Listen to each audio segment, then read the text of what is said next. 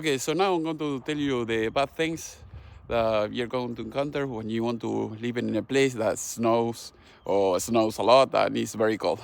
All right, so here I'm going to show you some of the problems that you're going to have when you live in a place where you have a lot of snow, cold, and everything, as you can see. So this is the street. Here is kind of free. Maybe there was a car here, and here there is another car. So when you want to take your car out and you have all this snow and you don't take it, I mean, it's very like 10 inches, something like that. So if you don't remove the snow, you're not going to be able to take your car. You're not going to drive anywhere. So that is one of the main issues. Another issue that you're going to see is that you cannot park in many places. Sometimes yesterday I went to a customer and you have snow on the side. For instance, here you have another car.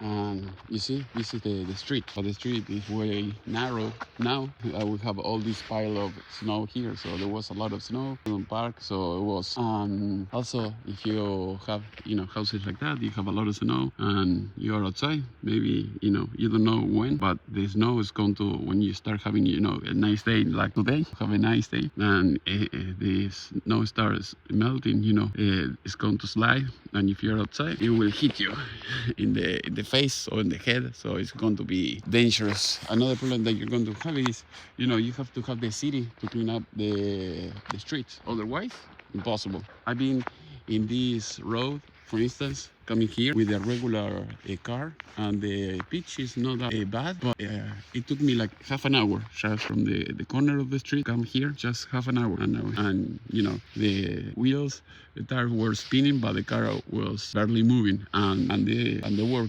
cleaning. So that is when you have a lot of ice, you're going to have accidents. You're not going to get back home, and if you get stuck on the road, an accident, or maybe the car, some malfunction or something like that, you may die on the road. And if they have to come to pick you up, they may take hours. And if your car, it happened to me recently that my car was overheating, and you cannot leave the car, running or anything like that until they come. The big problem.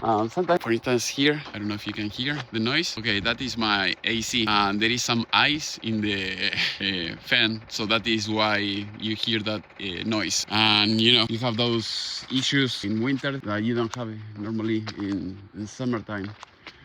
Another issue that you're going to have, for instance, say that you have to use this trailer, if you don't remove and also another problem that you're going to have is here, for instance. So the way there is a lock there. So that way, people will not steal the trailer.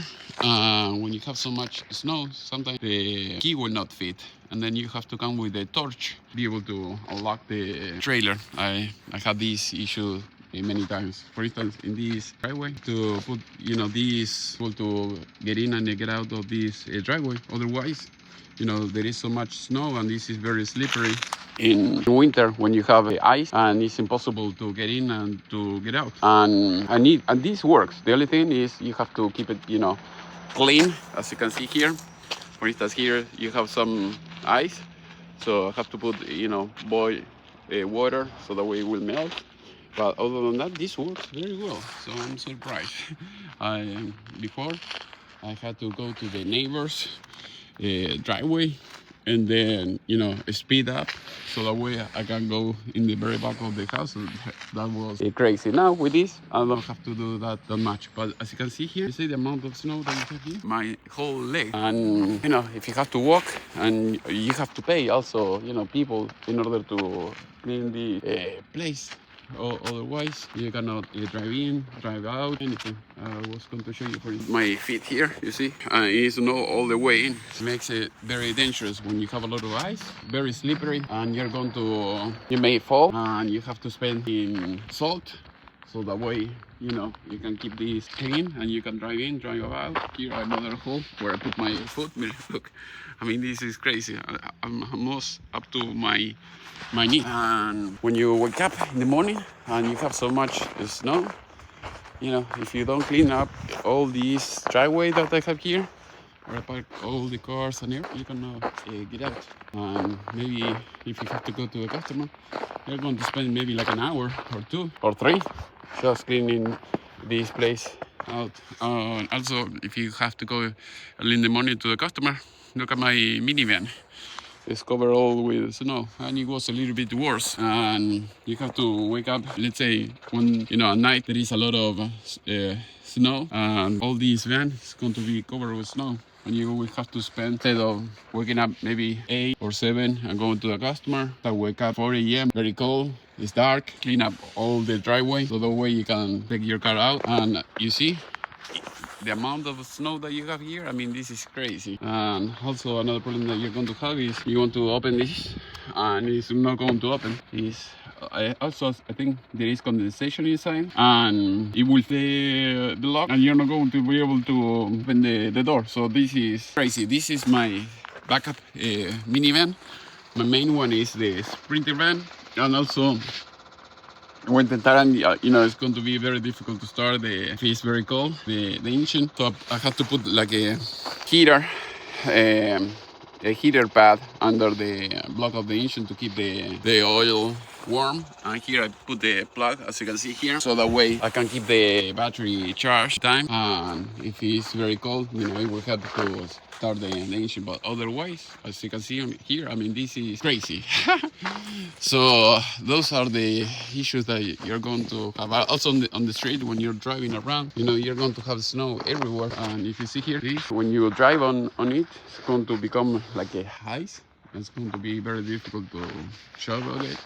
So you will need a machine. So it's more expensive to live in a very cold weather.